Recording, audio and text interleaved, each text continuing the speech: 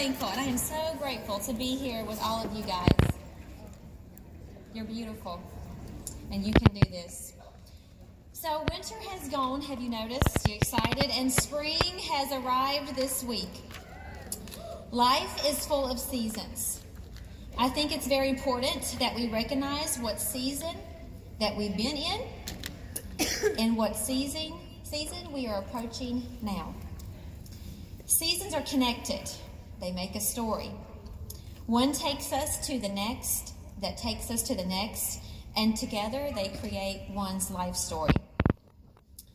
What season has God been pressing upon you to walk into, to move on from?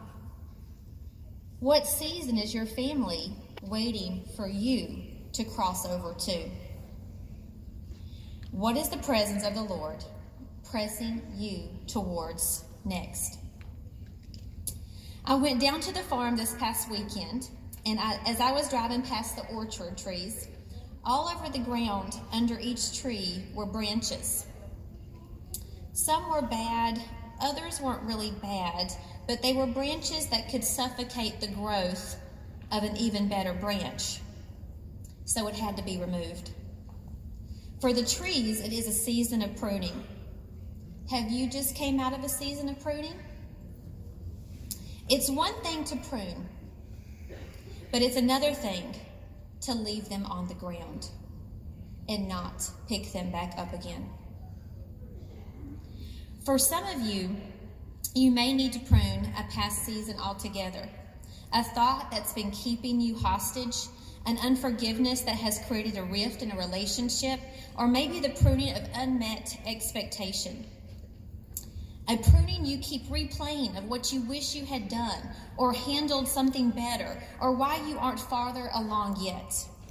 Let me ask you again, can you prune the branches holding you back and leave them on the ground? John 15:5 says, I am the true vine, and my Father is the vine dresser.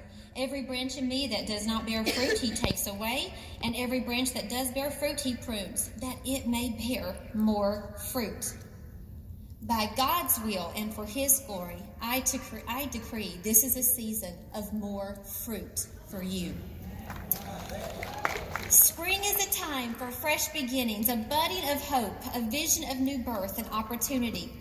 And I say it's time for you to stand tall and wear your crown.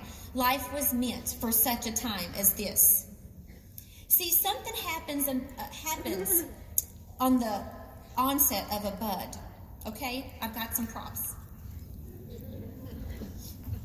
Okay. This is what it starts out with. Can you see my twig? Here we go. How many of y'all have felt like a twig before? Okay. The outside results may seem insignificant and minor, but on the inside of this twig, growth is happening at an unsurmountable rate. See, in your past season, the season you thought your branch was broken, in that season you had the most significant growth. It was growth you did not get credit for. It was growth that does not show up on the scoreboard. It was the growth from the inside. We have it all wrong. The intangible growth is the growth that readies us for the season of harvest. It won't take long after growth begins to see a small bud bloom into a flower. And soon the flower is so fragrant. I'm looking for more. Here it is. And soon the flower is so fragrant that you don't even have to work hard to attract the people anymore. People swarm all over you as the bees to the blossom bunch because your heart has changed over to a season of healing, a season of acceptance, a season of thanksgiving. You have accepted the season of growth. Who is ready to move forward and accept your season of abundant growth? Deuteronomy 39 says, the Lord your God will make you abundantly prosperous in all of the works of your hand, in the fruit of your womb, and in the fruit of your cattle, and in the fruit of your ground. For the Lord will again take delight in prospering you. The season of growth precedes, guys, the season of the mighty harvest. Will you dream with me on what harvest you'll cultivate this seminar year? Will you dream with me on what harvest you will be reaping and giving out by Seminar 2020? My 17-year career with Mary Kay has been full of stages, seasons, pruning, some things removed, some things added to, new things that make you go, what in the world was that about? Some things that were really hard, some things I didn't think I was ready for. We could say it's been like a piece of art, mixing colors, adding a bit of a color, realizing that doesn't look right, so you add a different color, hoping to find the right shade, a brush stroke this way, and then you hope you can brush stroke it the other way so that it changes before the paint dries. And sometimes you just have to paint all over it with a white primer and start again. When Mary Kay asked me to talk about how the next 3.5 months of the seminar year can make your 2020 seminar year look very different, I thought, wow, how God has aligned me in this conversation. See, this is a season I lived. I remember what it was like to wonder if I had enough time to finish the goal, or if I was ready, or if I knew enough to reach the next season. But I learned when I showed up and offered the best that I could in a season, it would build up upon something bigger than I initially realized. I found out it was never for nothing. What I built, even when it seemed small, was part of a foundation that a wall could be established upon, and it was a continuous story that has brought me here today with all of you. The year I missed earning a top sales director trip in 2006, my unit did $420,000 in sales. The next year, we doubled that to hit $865,000. And the next, we almost had a triple double to do 1.13. Even though each year I had some fruit of my labor, there was even more fruit underneath that you couldn't see. This is how a fruit tree works. That's right, the apples you'll eat this fall, it rolled away. The apples you will eat this fall, this apple, actually started growing from the buds of the summer of 2018. This summer, the trees will start the process of the fruit you'll eat in the fall of 2020. The tree still produces some fruit in between, but the biggest crop always follows a more sparser year. The year the tree produced less is the setup for an even larger crop. So no matter what temptation you may have over the next few months to wait until the next seminar year to really get working on achieving your Mary Kay dreams, you must resist. It's false. It doesn't work that way.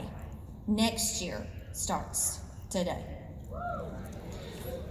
It's okay to be nervous. It's okay to be unsure, but you have got to start.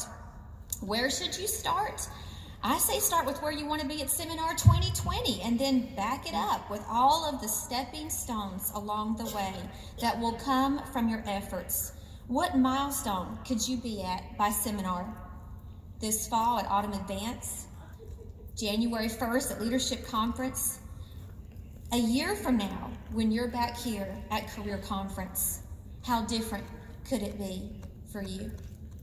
We must feel the wind, ladies. You must imagine it. You must believe it.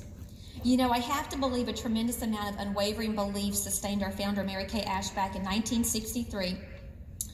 I reached out to Mary Kay Ash's personal assistant, Jennifer Cook, because I was in contemplation about what would Mary Kay think of Destination Red, which is really about growing in abundance. So let me tell you a story. It's a little known fact that one of the original 9 was Mary Kay Ash's own daughter, Marilyn Reed. None of the original 9 Mary Kay beauty consultants are alive today, but Marilyn's daughter, Rosalind Alexander, who is Mary Kay Ash's oldest granddaughter, remembers the very beginnings. This is what her granddaughter says. We lived 3 houses down from Grandma when she started talking about the idea of starting a company, and I was 11 or 12 at the time, said Rosalind. She had a successful career in direct sales, but grandmother was frustrated with getting a fishing rod or a briefcase as recognition and not having the opportunity to move up in her field. She wanted to change that. Grandmother gave my mother a case with just 5 products inside and asked her to open the Houston market. I remember that my mother had a big closet in her bedroom, and that's where she kept her inventory. Not long after she started the company, Mary Kay Ash awarded the use of the first 5 pink Cadillacs to the top 5 Mary Kay sales directors, and the career car program was born. My mother had one of the very first Mary Kay pink Cadillacs. It was a big deal in our small town near Houston, and I could not wait until I could drive it around town. It was so exciting. Those 9 original Mary Kay independent beauty consultants laid the foundation for the millions of people worldwide who currently make up Mary Kay's independent sales force. For more than 50 years now, Mary Kay has inspired women to achieve their entrepreneurial goals in nearly 40 countries. She says, our family could not be more proud of what my grandmother has done. I get to the point of tears just thinking about it. It's overwhelming. I think my mother and my grandmother would be so proud of how far-reaching the company has grown over the past 5 decades. What a wonderful gift that grandmother gave and continues to give all of these women worldwide.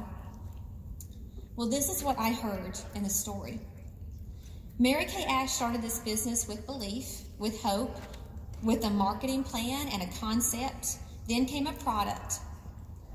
But she began the business with 9 friends, and they started together. She didn't start first and then teach others. They learned together. She selected women in her circle and casted a vision of what could be. She gave her daughter 5 products and said, grow Houston. She had high expectations, even though it was a humble beginning.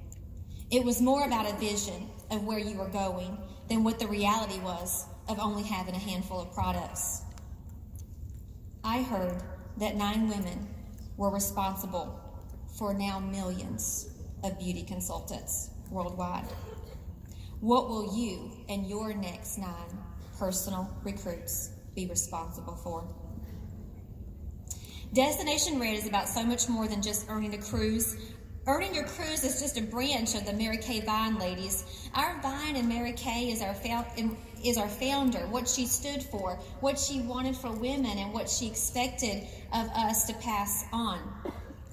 Other branches can be seen as this: the career car program, right? Directorship, DIQ. If we were to ever say DIQ stood for do it quick, it's now. DIQ, do it quick. The National Court of Sales, earning your diamond bumblebee. I ask you today to plant your roots, to stand firm, to grow your branches, and walk into a season of abundant blessings. Matthew 13:23 says, the seed that fell on good soil represents those who truly hear and understand God's word. And they produce a harvest of 30, 60, or even 100 times as much that was planted. It's now your turn. Happy planting and Godspeed. Woo-hoo!